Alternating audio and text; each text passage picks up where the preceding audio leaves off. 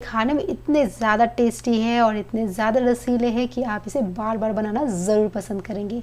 ये आप देख सकते हैं ये गुलाब जामुन कितना ज़्यादा सॉफ्ट बन करके तैयार हुआ है और अंदर तक इसमें रस जो है बिल्कुल अच्छी तरह से गया हुआ है। ये देखिए, अक्सर जब भी हम घर में गुलाब जामुन बनाते हैं तो अंदर जो है वो बिल्कुल गाढ़ सा पड़ जाता है या अंदर तक चाशनी अच्छे से नहीं जा पाती है। पर इस वीडियो को अगर आप फॉलो करेंगे तो आपकी गुलाब जामुन बिल्कुल 100% अच्छे ही बनेंगे। फ्रेंड्स, अगर आपको ये गुलाब जामुन की रेसिपी अच्छी लगे तो लाइक और शेयर करें और मेरे चैनल को सब्सक्राइब करके घंटी बटन ज़रूर दबाएं। तो चलिए वीडियो को शुरू कर लेते हैं। तो यहाँ पे हमने आधा लीटर ले लिया है दूध, यानी कि 2 कप दूध हमने इसमें ले लिया है। तो इसे अब हमें बिल्कुल अच्छी तरह से पका लेना है। तो हम इसे बीच बीच में इस तरह से चलाते जाएंगे और अगर आप इसे तेज़ फ्लेम में पका रहे हो तो बिल्कुल लगातार इसे में ध्यान रखें। और जो साइड साइड की जो मलाई आती जाती है उसे भी हम इस तरह से दूध में मिक्स करते जाएंगे और बिल्कुल इसका ध्यान रखें कि जो दूध है वो तले पे लगे नहीं। और अगर आप इसमें भारी तले का कढ़ाई का यूज़ करेंगे तो ज़्यादा अच्छा होगा, ताकि जो दूध है वो नीचे चिपकेगा नहीं। आप देखेंगे धीरे धीरे जो दूध है बिल्कुल अच्छी तरह से रिड्यूस होने लगा है और बिल्कुल इसे हमें मावा बना लेना है। तो अक्सर हम मावा बाज़ार से लेके आते हैं तो उसमें काफ़ी मिलावट भी रहता है या मावा कभी कभी अच्छा नहीं होता है। तो इस तरह से आधा लीटर से दूध से हमने ये मावा तैयार कर लिया है। तो अब हम गैस को बंद कर देते हैं और इसे अब हम ठंडा होने के बाद एक प्लेट में निकाल लेते हैं। तो अब हम चाशनी बनाने की तैयारी कर लेते हैं। तो यहाँ चाशनी बनाने के लिए हमने 1.5 कप चीनी लिया है, 1.5 कप इसमें पानी डाल देते हैं और अब हम इसे बीच बीच में मिक्स करते हुए अच्छी तरह से पका लेंगे। तो इसे हमें बहुत ज़्यादा नहीं पकाना है, इतना ही हम इसमें पकाएंगे जिससे कि ये चिपचिपी सी चाशनी बन करके तैयार हो जाए। तो जब चीनी इसमें घुल जाएगा तो हमने इसमें इलायची भी डाल लिया है कूट करके और चीनी घुल जाने के बाद हमने इसे 3 मिनट के लिए पका लिया है। तो यहाँ आप देख सकते हैं चाशनी जो हमारी है वो बिल्कुल चिपचिपी सी बनी है। ये देखिए, इसमें काफ़ी अच्छा सा शाइन आ चुका है, पर इसमें कोई तार नहीं बन रहा है। तार वाली चाशनी हमें इसमें नहीं बनाना है, वरना जो चाशनी है वो गुलाब जामुन के अंदर नहीं जा पाता है। तो चाशनी को हम ढक करके साइड में रख लेते हैं और मावा को हमने निकाल के रख लिया है एक प्लेट में और ये अच्छी तरह से ठंडी भी हो चुकी है। तो इसमें हमने 2 चम्मच डाल दिया है मैदा और इसे अच्छी तरह से अब हम मिक्स कर लेंगे। तो अगर ज़रूरत पड़ेगा तो हम थोड़ा सा और मैदा इसमें मिक्स कर सकते हैं। तो अच्छी तरह से इसे हमने मिक्स कर लिया है और मुझे इसमें थोड़ा सा और मैदे की ज़रूरत पड़ गई है, तो मैंने यहाँ पे 1 छोटा चम्मच मैदा और इसमें डाल लिया है। आप चाहें तो इसमें मैदे की जगह आटे का यूज़ कर सकते हैं। तो हाथ से हम अच्छी तरह से इसे मसलते हुए मिक्स करेंगे। ये देख सकते हैं, इस तरह से हम इसे अच्छी तरह से मस लेंगे जिससे कि बहुत ही अच्छे गुलाब जामुन हमारे तैयार होंगे। और हमें इसे अच्छी तरह से मसलने के बाद इसमें बेकिंग सोडा और बेकिंग पाउडर भी डालना है, जिससे कि गुलाब जामुन जो है वो अच्छी तरह से फूलेंगे, बहुत ही अच्छी तरह से फूल करके वो बड़े हो जाते हैं फिर। तो हमने यहाँ पे 2 चुटकी डाल लिया है बेकिंग सोडा, यानी खाने वाला जो मीठा सोडा होता है ना, उसी को हमने डाला हुआ है। 1/4 टीस्पून बेकिंग पाउडर डाल दिया है। बहुत ही आसानी से मार्केट में ये दोनों अवेलेबल होते हैं।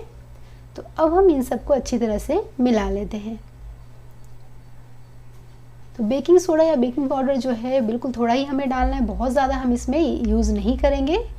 और इस तरह से फिर से हम इसे मिक्स करते जाएंगे और हमारा जो डो बन करके तैयार होगा वो काफ़ी सॉफ्ट सा रहेगा। अगर आपका डो थोड़ा हार्ड हो चुका हो तो आप इसमें थोड़े से दूध के छींटे डालें और इसे अच्छी तरह से मसलते हुए फिर से मिक्स कर लें। तो ये देख सकते हैं बिल्कुल ये चिकना सा हमारा डो बन करके तैयार हो चुका है। तो इसमें से छोटी छोटी हम बॉल्स इस तरह से रेडी कर लेंगे। तो हाथ से बिल्कुल अच्छी तरह से इसे हम मसलते हुए बिल्कुल अच्छा सा ज़्यादा प्रेशर लगाते हुए इस तरह से हम इसे गोल गोल बॉल बना लेते हैं।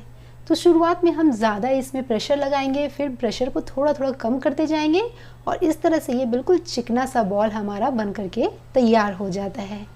ये देखिए, इस बॉल में बिल्कुल भी कोई भी क्रैक नहीं है, तो हमें बिल्कुल क्रैक फ्री बॉल बनाना है। तो तो इस तरह से हमने इसे लंबे शेप में बना लिया है। ये देखिए, तो ये सिलेंड्रिकल शेप बन करके तैयार हो चुका है। तो चाहे तो आप इस तरह से इसे बिल्कुल अच्छा सा सिलेंड्रिकल शेप दे दें, या तो फिर आप इसे गोल शेप में ही बना सकते हैं। तो बिल्कुल ये ऑप्शनल है, आप पे डिपेंडेड है। तो अगर आपके बॉल में क्रैक आ रहा हो तो आप इसमें थोड़ा सा दूध का छींटा डालें, इसे अच्छी तरह से मिक्स करें, उसके बाद ही आप गुलाब जामुन बनाएं। क्योंकि अगर इस बॉल में क्रैक होंगे तो ये तेल में जाते ही फटने लग जाते हैं। ये देखिए, इस तरह से बिल्कुल क्रैक फ्री, बिल्कुल स्मूथ सा हमारा ये गुलाब जामुन तैयार हो रहा है। तो चलते हैं अब इसे फ्राई करने के लिए। तो फ्राई करने के लिए ऑयल को हमने हल्का गर्म किया हुआ है। बिल्कुल ठंडा तेल नहीं होना चाहिए, वरना ये डालते के साथ ही थोड़ा फटने लग जाते हैं। और बहुत ज़्यादा तेज़ गर्म तेल में भी हमें इसे फ्राई नहीं करना है। तो ये हल्के हल्के बिल्कुल लो फ्लेम पे हम इसे फ्राई करेंगे, और हल्का सा जब ये पक जाएगा तब हम इसे पलटेंगे। तो जब ये कच्चा हो तो बिल्कुल इसे टर्न नहीं करना है, वरना टूट सकते हैं ये। और ये मावे से बना हुआ है तो ये हल्का हल्का चिपक भी जाता है। तो बिल्कुल अच्छा कलर आने तक हमने इसे फ्राई कर लिया है, और बिल्कुल लो फ्लेम पे हमने इसे फ्राई किया हुआ है। और इसे अब हम डाल लेते हैं चाशनी में। तो इसी तरह से हम सारे गुलाब जामुन को चाशनी में डाल लेते हैं। तो सारे गुलाब जामुन को हम ढक करके 2 से 3 घंटे के लिए रख देते हैं। तो 2 से 3 घंटे के बाद आप देख सकते हैं कितना डिलीशियस, कितना यमी हमारा गुलाब जामुन तैयार हुआ है। इसका जो टेक्सचर और टेस्ट है वो बहुत ही ज़्यादा बढ़िया है। तो फ्रेंड्स, कैसी लगी आपको ये गुलाब जामुन की रेसिपी? तो इस फेस्टिवल आप गुलाब जामुन बनाइए और कमेंट करके बताएं कि आपको ये रेसिपी कैसी लगी।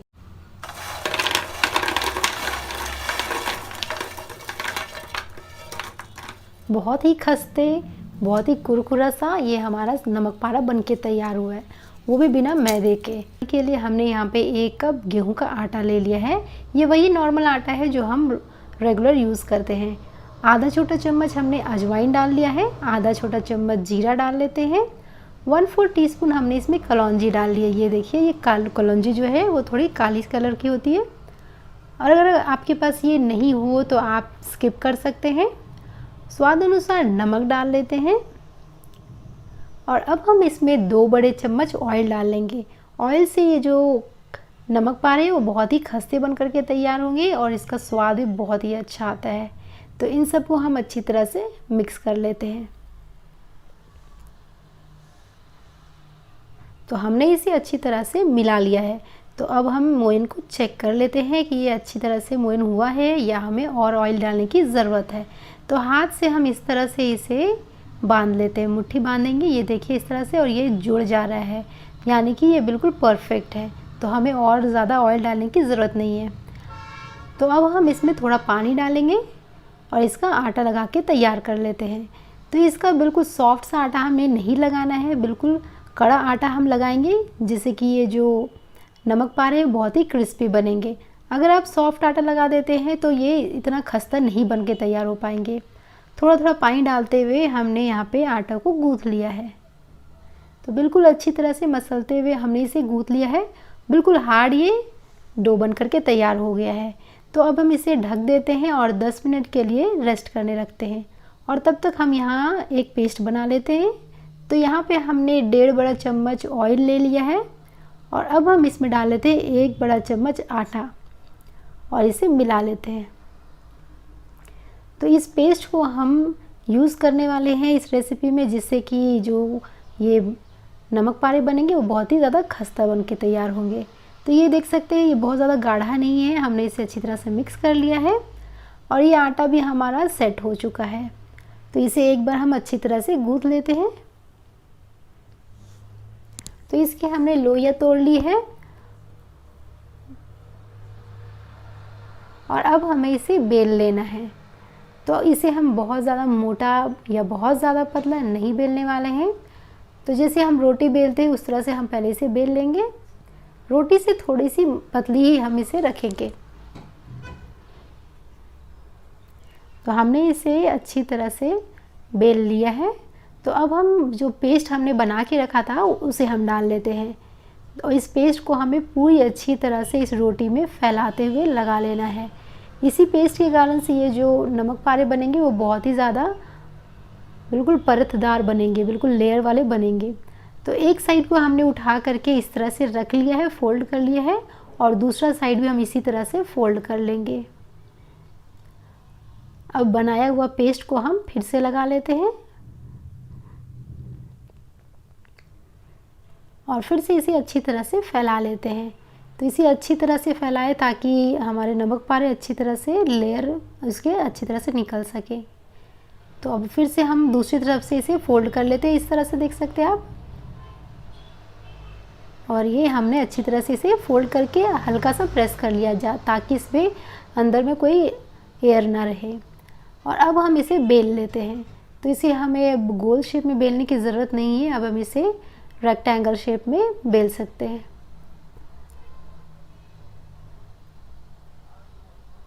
तो इस तरह से पलटते पलटते हम इसे बेल लेते हैं और अब हम इसमें फिर से वही बनाया हुआ पेस्ट डाल लेते हैं। तो इस पेस्ट को बिल्कुल अच्छी तरह से हम स्प्रेड कर लेते हैं।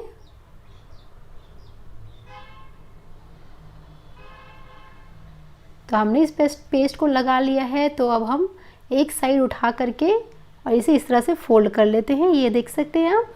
और दूसरे साइड को भी उठा के हम इसमें रख लेते हैं और इसे अच्छी तरह से दबा लेंगे। तो ये बिल्कुल लंबा सा हो गया है। तो अब हम इसे बेल लेंगे। तो इसे अब बहुत ज़्यादा हमें पतला बेलने की ज़रूरत नहीं है, बिल्कुल हल्का ही हम इसे पतला रखेंगे। थोड़ा सा मोटा रहेगा, बहुत ज़्यादा ये पतला नहीं रहेगा। हल्का सा हमें इसे बेल लेना है और अब हम इसे काट लेते हैं। तो एक नाइफ़ की हेल्प से इसे हम पतला पतला काट लेंगे। तो बहुत ज़्यादा इसे पतला हमें नहीं काटना है। इसी तरह से हम बाकी के भी नमक पारे को बना के तैयार कर लेते हैं। और इसे फ्राई करने के लिए हमने ऑयल को गर्म कर लिया है। तो अब हम इसे इस तरह से उठाते हुए गर्म ऑयल में डाल लेते हैं। तो ऑयल को बहुत ज़्यादा गर्म नहीं रखना है, मीडियम ऑयल हमने गर्म कर लिया है। तो मीडियम गर्म ऑयल में हम इसे फ्राई कर लेते हैं और फ्लेम को हम यहाँ पे मीडियम लो पे रखेंगे ताकि ये अंदर से अच्छी तरह से पक जाएंगे और बहुत ही ये खस्ते बन के तैयार होंगे। तो धीमी धीमी आंच में ये इस तरह से पकते जाएंगे और बीच बीच में हम इसे पलट लेंगे। तो हर तरफ से अच्छी तरह से ये सिक जाएंगे, तब हम इसे निकालेंगे। तो बिल्कुल ये हल्का गोल्डन कलर हो जाए तब हम इसे निकाल लेते हैं। तो ये आप देख सकते हैं बहुत ही क्रिस्पी बन के तैयार हुआ है। तो अब हम इसे निकाल लेते हैं। तो फ्रेंड्स, अगर आपको ये लेयर निमकी की रेसिपी अच्छी लगी हो तो इसे लाइक और शेयर करें और मेरे चैनल को सब्सक्राइब करके घंटी का बटन ज़रूर दबाएं। आज हम बनाएंगे पोहा चूड़ा। इसे बनाना बहुत ही आसान है और ये खाने में भी बहुत टेस्टी होते हैं। कढ़ाई में पोहे डाल लेंगे। पोहे को चलाते हुए रोस्ट कर लेंगे ताकि हमारा पोहा अच्छी तरह से क्रिस्प हो जाए।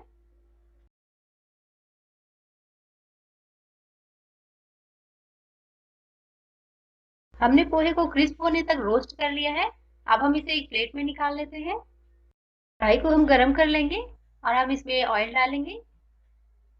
ऑयल के गरम होते ही हम इसमें मूंगफली डालेंगे, सूखा नारियल डालेंगे, मिक्स करेंगे। इसे हम मीडियम फ्लेम पर फ्राई कर लेंगे।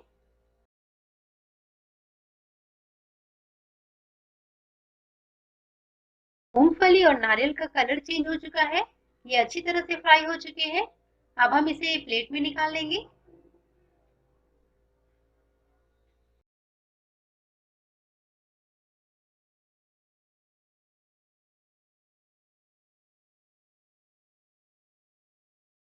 हम ऑयल में सरसों डालेंगे,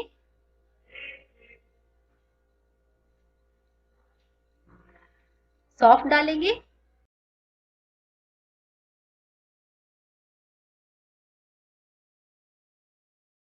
सौंफ और सरसों क्रैकल होने लगा है।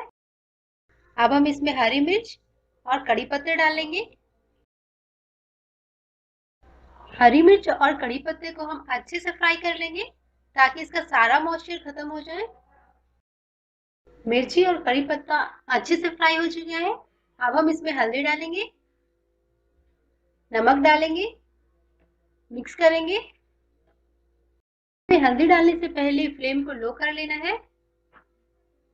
मसाले फ्राई हो चुके हैं। अब हम इसमें पोहा डालेंगे।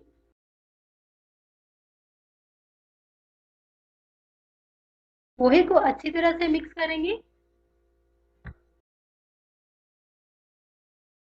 मुरमुरा डालेंगे, मिक्स करेंगे। आप देख सकते हैं हमारा पोहा अच्छी तरह से मिक्स हो चुका है। अब हम इसमें फ्राई किया हुआ मूंगफली और नारियल डालेंगे,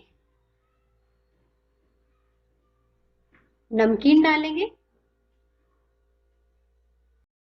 अब हम इसे अच्छी तरह से मिक्स कर लेंगे।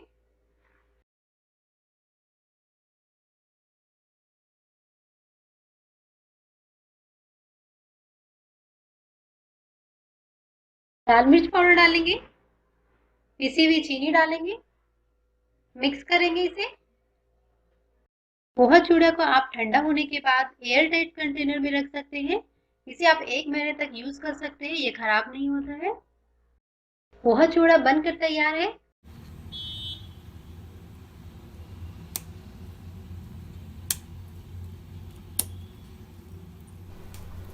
बहुत ही क्रिस्पी, क्रंची और टेस्टी से आलू की पापड़ी बनके तैयार हुई है। हमने यहाँ पे 1 कप मैदा ले लिया है और अब हम इसमें डाल लेते हैं 2 बड़े चम्मच सूजी। सूजी से ये जो पापड़ी बनेगी बहुत ही ज़्यादा क्रंची बनके तैयार होगी। और इसमें हमने डाल लिया है स्वाद अनुसार नमक, आधा छोटा चम्मच चिली फ्लेक्स डाल लेते हैं। अगर आपके पास चिली फ्लेक्स ना हो तो आप इसे स्किप कर सकते हैं। इसमें हमने डाल लिया है आधा चम्मच अजवाइन। अजवाइन से इसका फ्लेवर बहुत ही अच्छा आता है। और अब हम इसमें डाल लेते हैं 2 चम्मच ऑयल। ऑयल से काफ़ी खस्ते बन करके तैयार होंगे। और अब हमने इसमें आधा कप बॉईल किया हुआ आलू डाल लिया है। तो आलू को हमने अच्छी तरह से बॉईल कर लिया था, इसे हमने छील लिया है और इसे ग्रेट कर लिया है, यानी कि कद्दूकस से इसे कद्दूकस कर लिया है। इससे जो आलू है वो अच्छी तरह से इसमें मिक्स हो जाता है। अगर आप हाथ से इसे तोड़ करके डालेंगे तो इसकी गुठलियाँ रह जाती है, इसलिए इसे ग्रेट करके ही डालें। तो इन सबको हम हाथ से अच्छी तरह से मिक्स कर लेंगे। ये आप देख सकते हैं इस तरह से आलू में अपना ही बहुत ज़्यादा मॉइस्चर होता है, तो आलू की नमी से ही ये जो हमारा आटा है वो गूँथ करके तैयार हो जाता है। तो यहाँ आप देख सकते हैं हमने अभी तक पानी का इसमें इस्तेमाल नहीं किया है। डो हमारा थोड़ा सा सख्त हो चुका है, तो इसमें हम थोड़ा पानी डालेंगे। बहुत ज़्यादा पानी इसमें नहीं लगेगा, 2-3 चम्मच पानी से ही ये गूँथ जाता है। तो इसे हम अच्छी तरह से गूँथ लेंगे और ज़रूरत के हिसाब से ये हल्का पानी डालेंगे, बहुत ज़्यादा पानी इसमें नहीं डालना है। तो इसे हमें बिल्कुल सख्त सा डो बना करके तैयार करना है। और हमारा ये डो जो है वो तैयार हो चुका है। तो अब हम इसमें से छोटी सी लोई तोड़ लेते हैं। तो इस तरह से छोटी छोटी लोई तोड़ करके हम इसमें से पापड़ी बना लेते हैं। तो इस तरह से हम इसे बेल लेंगे और इसे बहुत ज़्यादा मोटा नहीं हमें रखना है। तो इसे हमने बेल लिया है, तो अब हम इसे फोक से प्रिक कर लेते हैं। इस तरह से जो पापड़ी है वो फूलेगी नहीं। अगर आप इसे प्रिक नहीं करेंगे तो ये पूड़ी की तरह फूल सकती है। तो इस तरह से चाकू या फोक की हेल्प से इसे प्रिक कर लें। तो दूसरा तरीका हम यहाँ पे बनाने के लिए देख लेते हैं। उसे हमने गोल शेप में बनाया था और अब इसे हम ट्रायंगल शेप में बनाएंगे। तो हमने यहाँ पे मोटी सी लोई ले ली है और इसे हमने बेल लिया है। इसके साइड्स को हम कट कर लेते हैं। तो चारों साइड्स को हमने कट कर लिया है ताकि इसमें अच्छा सा शेप आ जाए। और जो एक्स्ट्रा है आटा उसे हम निकाल लेते हैं और इसे भी हम फोक से फिर प्रिक कर लेते हैं। अगर आपके पास फोक ना हो तो आप चाकू से इसमें छेद कर सकते हैं। इस तरह प्रिक करने से जो स्नैक्स है वो बहुत ही ज़्यादा क्रिस्पी बनता है। तो अब हम इसमें कट लगा लेते हैं। तो इस तरह से हम इसे काट लेंगे। आप देख सकते हैं ये बिल्कुल स्क्वायर शेप में बन रहा है। अब हम इसे ट्रायंगल में बना लेते हैं। तो यहाँ आप देख सकते हैं इसे इस तरह से बीच से काट ले रहे हैं हम। तो ये आसानी से बिल्कुल ट्रायंगल की तरह बन गया है। इसी तरह से बाकी को भी हम काट लेते हैं। ऑयल को गर्म करने के लिए हमने रख दिया है। ऑयल को हमें मीडियम गर्म करना है, बहुत ज़्यादा गर्म नहीं करना है। अब ये भी अच्छी तरह से कट चुके हैं, तो अब हम इन सबको ऑयल में फ्राई कर लेते हैं। तो ऑयल को हमने मीडियम गरम किया हुआ था और एक एक करके हम इसमें पापड़ियों को सेक लेते हैं। तो एक बार में जितनी पापड़ी आएगी उतना ही इसमें डालेंगे, बहुत ज़्यादा नहीं डालेंगे। बीच बीच में पलटते पलटते इसे बिल्कुल गोल्डन होने तक हमने फ्राई कर लेना है। तो ये अच्छी तरह से कुरकुरी सी बन चुकी है, तो इसे हम निकाल लेंगे। तो अब दूसरी तरह की भी जो हमने पापड़ी बनाई है उससे भी हम फ्राई कर लेते हैं। तो ये ट्रायंगल शेप वाली जो पापड़ी हमने बनाई है उसे भी हम डाल लेते हैं।